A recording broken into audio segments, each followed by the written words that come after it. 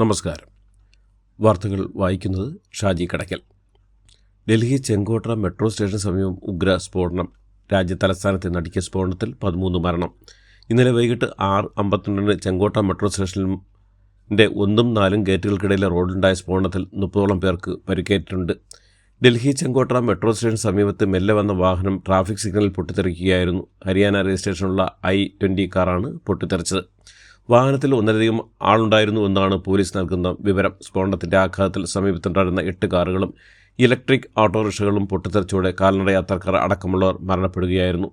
സംഭവത്തെ തുടർന്ന് ഡൽഹിയിൽ അതീവ ജാഗ്രതാ നിർദ്ദേശം പുറപ്പെടുവിച്ചു. അയൽ സംസ്ഥാനങ്ങളിലും കനത്ത ജാഗ്രത പുലർത്താൻ നിർദ്ദേശം നൽകിയിട്ടുണ്ട്. വാർത്തകൾ വിശദമായി.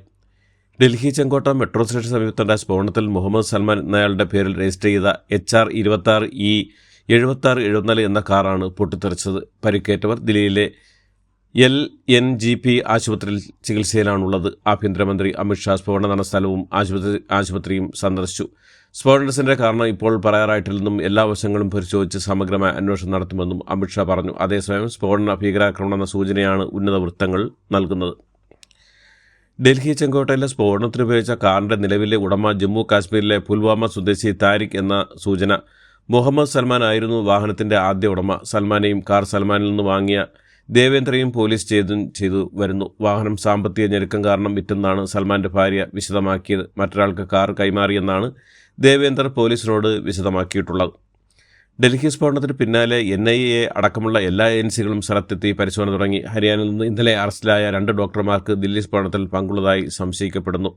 ഹരിയാനയിലെ ഫരീദാബാദിലുള്ള ഒരു മെഡിക്കൽ കോളേജുമായി ബന്ധമുള്ള ഡോക്ടർമാരിൽ നിന്ന് സ്ഫോടക വസ്തുക്കൾ നിർമ്മിക്കാൻ ഉപയോഗിക്കുന്ന 360 കിലോഗ്രാം അമോണിയം നൈട്രേറ്റും ഒരു അസോൾട്ട് റൈഫിൾ അടക്കമുള്ള ആയുധശേഖരം പിടിച്ചെടുത്തിരുന്നു.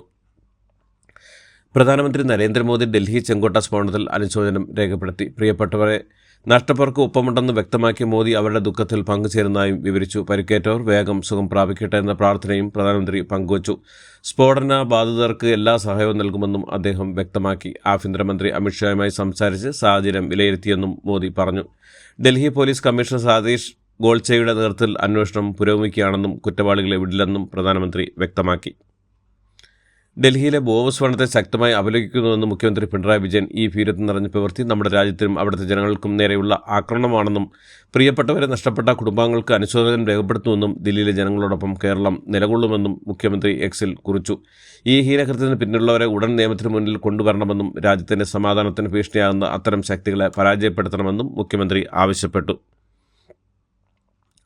ഡൽഹി ചെങ്കോട്ട സ്ഫോടനത്തിന്റെ പശ്ചാത്തലത്തിൽ കേരളത്തിലെ പ്രധാന കേന്ദ്രങ്ങളിൽ പോലീസ് സുരക്ഷ കൂട്ടി. പോലീസ് പട്രോളിംഗ് ശക്തപ്പെടുത്തുമെന്നും തിരക്കുള്ള സ്ഥലങ്ങളിൽ ശക്തമായ പട്രോളിംഗ് വേണമെന്നും DGP റവാഡ ചന്ദ്രശേഖർ പോലീസിന് നിർദ്ദേശം നൽകി. കേരളത്തിൽ ജാഗ്രതാ നിർദ്ദേശവും നൽകിയിട്ടുണ്ട്. ന്യൂനപക്ഷ വർഗീയതയും ഭൂരിപക്ഷ വർഗീയതയും ഭീഷണിയെന്ന് CPM സംസ്ഥാന സെക്രട്ടറി MV ഗോവിന്ദൻ. UDFന് പിന്നിൽ ജമാഅത്ത് ഇസ്ലാമിയാണെന്നും സംസ്ഥാനത്തെ മത്സരം LDFും UDFും തമ്മിലാണെന്നും BJP ചിത്രത്തിലെന്നും MV ഗോവിന്ദൻ പറഞ്ഞു. ഭരണാനുകൂല തരംഗം പ്രകടമാണെന്നും തുടർഭരണം തുടർക്കഥയാകുമെന്നും അദ്ദേഹം പറഞ്ഞു. കേരളത്തിലെ തദ്ദേശ തെരഞ്ഞെടുപ്പിൽ UDF ഉജ്ജ്വല വിജയം നേടുമെന്ന് പ്രതിപക്ഷ നേതാവ് VD സതീശൻ വെൽഫെയർ പാർട്ടി പിന്തുണ പ്രഖ്യാപിച്ചിട്ടുണ്ടെന്നും അത് സ്വീകരിക്കുമെന്നും VD സതീശൻ വാർത്താ സമ്മേളനത്തിൽ പറഞ്ഞു. തദ്ദേശ സ്ഥാപനങ്ങൾ പിടിച്ചെടുക്കുകയല്ല, പകരം സർക്കാരിനെ വിചാരണ ചെയ്യുകയാണ് ലക്ഷ്യം. ഇപ്പോൾ കേരളം ഭരിക്കുന്നത് ജനവിരുദ്ധ സർക്കാരാണെന്നുള്ളതിന് ജനങ്ങളെ ബോധിപ്പിക്കുമെന്നും അദ്ദേഹം പറഞ്ഞു. തിരുവനന്തപുരം കോർപ്പറേഷൻ ഭരണം നിലനിർത്താൻ ലക്ഷ്യമിട്ട് പ്രമുഖരെ അണിനിരത്തി LDF 93 സീറ്റുകളിലേക്കുള്ള സ്ഥാനാർത്ഥികളെ പ്രഖ്യാപിച്ചു. ഇതോടെ കോർപ്പറേഷനിലെ തെരഞ്ഞെടുപ്പിൻ്റെ മത്സരം ചിത്രം തെളിഞ്ഞു. നേരത്തെ കോൺഗ്രസും BJPയും ആദ്യഘട്ട സ്ഥാനാർത്ഥികളെ പ്രഖ്യാപിച്ചിരുന്നു. 2 ഡസൻ പോലീസിൻ്റെ അകമ്പടിയിൽ ജീവിച്ചയാൾ ഒരു പട്ടി ചത്ത് കടന്നാൽ കുഴിച്ചിടാൻ വരുമോ എന്നും തിരുവനന്തപുരം CPM ജില്ലാ സെക്രട്ടറി V ജോയ്. തിരുവനന്തപുരം കോർപ്പറേഷനിലെ BJP സ്ഥാനാർത്ഥി മുൻ DGP R ശ്രീലേഖയ്ക്കെതിരെയാണ് ജോയിയുടെ ഉളിയമ്പ്. സാധാരണക്കാരുമായി ചേർന്ന് നിൽക്കുന്ന ആളുകളെയാണ് യഥാർത്ഥത്തിൽ ജനങ്ങൾ ആഗ്രഹിക്കുന്നതെന്നും മുൻപിലും പിറകിലും എസ്കോർട്ട് വാഹനങ്ങളും പൈലറ്റുമില്ലായി പോയിട്ടുള്ളവർ ഒരു സുപ്രഭാതത്തിൽ ജനങ്ങളെ സേവിക്കാൻ വരുമ്പോൾ ജനങ്ങൾക്ക് അത് കൃത്യമായി മനസ്സിലാക്കുമെന്നും ജോയി പറഞ്ഞു. തൃശ്ശൂർ കോർപ്പറേഷനിലും ജില്ലാ പഞ്ചായത്തിലേക്കുമുള്ള 1ാം ഘട്ട സ്ഥാനാർത്ഥി പട്ടിക പുറത്തിറക്കിയ കോൺഗ്രസ്. തൃശ്ശൂർ കോർപ്പറേഷനിൽ 24 സ്ഥാനാർത്ഥികളാണ് പ്രഖ്യാപിച്ചത്. KPC സെക്രട്ടറിമാരായ ജോൺസ് ഡാനിയൽ പാട്ടുരാക്കലും സിവിൽ സ്റ്റേഷനിൽ A പ്രസാദും മത്സരിക്കും. തിരുവമ്പാടി ദേവസ്വം സെക്രട്ടറി K ഗിരീഷ് കുമാർ കോട്ടപ്പുറത്ത് മത്സരിക്കും. 4 ജനറൽ സീറ്റുകൾ കോൺഗ്രസ് വനിതകളെ മത്സരിപ്പിക്കുന്നുണ്ട്. തിരുവനന്തപുരത്ത് LDFനെ സഹായിക്കാനാണ് K മുരളീധരൻ ശ്രമിക്കുന്നതെന്ന് BJP മുൻ സംസ്ഥാന അധ്യക്ഷൻ K സുരേന്ദ്രൻ. BJP ജയിക്കാതിരിക്കാനാണ് UDF ഇപ്പോൾ കാണിക്കുന്ന ഉത്സാഹമെന്നും അദ്ദേഹം പറഞ്ഞു.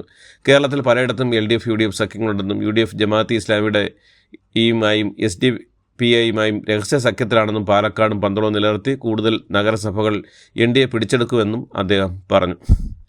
ന്യൂനപക്ഷ വിഭാഗങ്ങളിൽ നിന്നുള്ളവർക്ക് തദ്ദേശ തെരഞ്ഞെടുപ്പിൽ BJP കൂടുതൽ സീറ്റ് നൽകുമെന്ന് BJP ദേശീയ ഉപാധ്യക്ഷൻ AP അബ്ദുള്ളക്കുട്ടി. കോഴിക്കോട് കോർപ്പറേഷനിലും സ്ഥാനാർത്ഥി പട്ടികയിൽ ന്യൂനപക്ഷ വിഭാഗങ്ങൾക്ക് പ്രാതിനിധ്യം ഉണ്ടാകും. കൂടുതൽ ന്യൂനപക്ഷങ്ങൾ BJPയിലേക്ക് വരുമെന്ന് നല്ല പ്രതികരണമാണ് ലഭിക്കുന്നതെന്നും അദ്ദേഹം പറഞ്ഞു. തദ്ദേശ തെരഞ്ഞെടുപ്പിൽ പാലക്കാട് മുനിസിപ്പാലിറ്റിയിൽ വെൽഫെയർ പാർട്ടിയുമായി ധാരണയില്ലെന്ന് UDF. പാലക്കാട് സീറ്റ് വിഭജന ചർച്ചകൾ ഏറെക്കുറെ പൂർത്തിയായെന്നും നേതാക്കൾ പറയുന്നു. അതേസമയം വെൽഫെയർ പാർട്ടിക്ക് വേണ്ട ഔദ്യോഗിക സ്ഥാനാർത്ഥികളെ തോൽപ്പിക്കാൻ ലീഗ് നേതൃത്വം ധാരണ ഉണ്ടാക്കിയെന്ന ആരോപണമായി ലീഗ് മുൻ ഭാരവാഹികൾ രംഗത്തെത്തിയിരുന്നു. ജനകീയ കൂട്ടായ്മ രൂപീകരിച്ച് തെരഞ്ഞെടുപ്പിൽ മത്സരിക്കുമെന്നും നേതാക്കൾ പ്രഖ്യാപിച്ചു. പാലക്കാട് നടന്ന സംസ്ഥാന സ്കൂൾ ശാസ്ത്രോത്സവത്തിൽ ഓവറോൾ ചാമ്പ്യന്മാരായി മലപ്പുറം ജില്ല. ആദ്യരായ പാലക്കാട് 2ാം സ്ഥാനവും കണ്ണൂർ 3ാം സ്ഥാനവും നേടി. 1548 പോയിന്റും 21 സ്ഥാനങ്ങളും നേടിയാണ് മലപ്പുറം ചാമ്പ്യന്മാരായത്. Wayanad Dwaraka secret heart HSA സ്കൂളിൽ ചാമ്പ്യന്മാർ. കാഞ്ഞങ്ങാട് ദുർഗ HSS 2ാം സ്ഥാനവും ഇടുക്കി കൂമ്പൻപാറ FMGA HS 3ാം സ്ഥാനവും നേടി. PM ശ്രീ സംബന്ധിച്ച കേരള സർക്കാർ എടുത്ത നിലപാട് കേന്ദ്ര വിദ്യാഭ്യാസ മന്ത്രി അറിയിച്ച V ശിവൻകുട്ടി രേഖാമൂലമല്ല അറിയിച്ചതെന്നും PM ശ്രീ മരവിപ്പിച്ചുവെന്ന് കേന്ദ്രത്തോട് വാക്കാൽ പറഞ്ഞിട്ടുണ്ടെന്നും മന്ത്രി പറഞ്ഞു. കേന്ദ്ര വിദ്യാഭ്യാസ മന്ത്രിയുമായുള്ള കൂടിക്കാഴ്ചയ്ക്ക് ശേഷം നടത്തിയ വാർത്താസമ്മേളനത്തിലാണ് ഇക്കാര്യം അറിയിച്ചത്. ഫണ്ട് നഷ്ടപ്പെടാതിരിക്കാനുള്ള കാര്യങ്ങൾ ചെയ്തിട്ടുണ്ടെന്ന് പറഞ്ഞ മന്ത്രി ഇനി എല്ലാം വരുന്നിടത്ത് വെച്ച് കാണാമെന്നും ബിനോയ് വിശ്വം പറയുന്നത് ചോദ്യം ചെയ്യാനുള്ള ത്രാണിയും ശേഷിയും തനിക്ക് ഇല്ലെന്നും പറഞ്ഞു. ദുർമന്ത്രവാദ പ്രവൃത്തികളും അഭിചാര ക്രിയകളും തടയുന്നതിന് നിയമം അനിവാര്യമാണെന്നാണ് സമീപകാല സംഭവങ്ങൾ തെളിയിക്കുന്നതെന്ന് വനിതാ കമ്മീഷൻ അധ്യക്ഷ അഡ്വക്കേറ്റ് P സതിദേവി. കോഴിക്കോട് നടന്ന ജില്ലാതല സിറ്റിംഗിന് ശേഷം സംസാരിക്കുകയായിരുന്നു വനിതാ കമ്മീഷൻ അധ്യക്ഷ. കോട്ടയത്ത് പെൺകുട്ടിയുടെ പരാതി ലഭിച്ചുകൊണ്ട് മാത്രമാണ് പോലീസിന് കേസെടുക്കാൻ കഴിഞ്ഞതെന്നും അവർ കൂട്ടിച്ചേർത്തു. കേരള സർവകലാശാലയിലെ ജാതി അധിക്ഷേപ കേസിൽ സംസ്കൃത വകുപ്പ് മേധാവി ഡോക്ടർ CN വിജയകുമാരിയുടെ അറസ്റ്റ് ഹൈക്കോടതി താൽക്കാലികമായി തടഞ്ഞു. വിജയകുമാരി നൽകിയ മുൻകൂർ ജാമ്യാപേക്ഷയിലാണ് നടപടി. ഗവേഷക വിദ്യാർത്ഥി വിപിൻ വിജയന്റെ പരാതിയിൽ ശ്രീകാര്യം പോലീസാണ് കേസെടുത്തത്. കൊച്ചി തമരത്ത് കൂറ്റൻ കുടിവെള്ള ടാങ്ക് തകർന്നു മുടങ്ങിയ ജലവിതരണം പുനഃസ്ഥാപിക്കുന്നത് ഇന്നും വൈകിട്ടോ നാളെയോ മാത്രമേ പമ്പിംഗ് തുടങ്ങാനാവുമെന്ന് ജലവിഭവ വകുപ്പ് മന്ത്രി റോഷൻ അഗസ്റ്റിൻ പറഞ്ഞു. ദിവസേന 3 തവണ പമ്പിംഗ് നടത്തുമെന്നും വെള്ളം എത്താത്തിടത്തേക്ക് ടാങ്കർ ലോറികളിൽ വെള്ളം എത്തിക്കുമെന്നും മന്ത്രി പറഞ്ഞു. തിരുവനന്തപുരം SIT ആശുപത്രിയിൽ പ്രസവത്തിനെത്തിയ യുവതി ആശുപത്രിയിൽ നിന്നുണ്ടായ അണുബാധയെ തുടർന്ന് മരിച്ചെന്ന പരാതിയിൽ വിശദ അന്വേഷണത്തിന് ആരോഗ്യവകുപ്പ്. തിരുവനന്തപുരം മെഡിക്കൽ കോളേജ് ആശുപത്രിക്ക് പുറത്തുള്ള വിദഗ്ധർ ആയിരിക്കും പരാതി അന്വേഷിക്കുക. ആശുപത്രിയിലുള്ള അണുബാധ ഉണ്ടാകാനുള്ള സാധ്യത പൂർണ്ണമായും തള്ളുകയാണ് SIT ആശുപത്രി അധികൃതർ. KSRTC ഇന്ധനക്ഷമത മെച്ചപ്പെടുത്താനുള്ള പുതിയ പദ്ധതികൾ നടപ്പിലാക്കുന്നു. 1 ലിറ്റർ ഡീസൽ ചലഞ്ച് പോലുള്ള കർമ്മ പരിപാടികളിലൂടെ പ്രതിമാസം 1 കോടി രൂപ ലാഭിക്കാനും ഡീസൽ ചെലവ് 100 കോടിക്ക് താഴെ എത്തിക്കാനുമാണ് കോർപ്പറേഷൻ ലക്ഷ്യമിടുന്നത്. തിരുവിതാംകൂർ ദേവസ്വം ബോർഡ് പ്രസിഡന്റായി മുൻ ചീഫ് സെക്രട്ടറിയും മുൻ IAS ഉദ്യോഗസ്ഥനുമായ K ജയകുമാറിനെ നിയമിച്ച് സംസ്ഥാന സർക്കാർ ഉത്തരവിറക്കി. 2 വർഷത്തേക്കാണ് നിയമനം. ബോർഡ് അംഗമായി മുൻ മന്ത്രിയും CPI നേതാവുമായ K രാജുവിനെയും നിയമിച്ചു. നടിയെ ആക്രമിച്ച കേസ് വിചാരണ കോടതി പരിഗണിക്കുന്നത് ഈ മാസം 20 മാറ്റി. ഇതോടുകൂടി ഇന്നത്തെ വാർത്തകൾ ഇവിടെ അവസാനിക്കുന്നു. എല്ലാവർക്കും നന്ദി, നമസ്കാരം.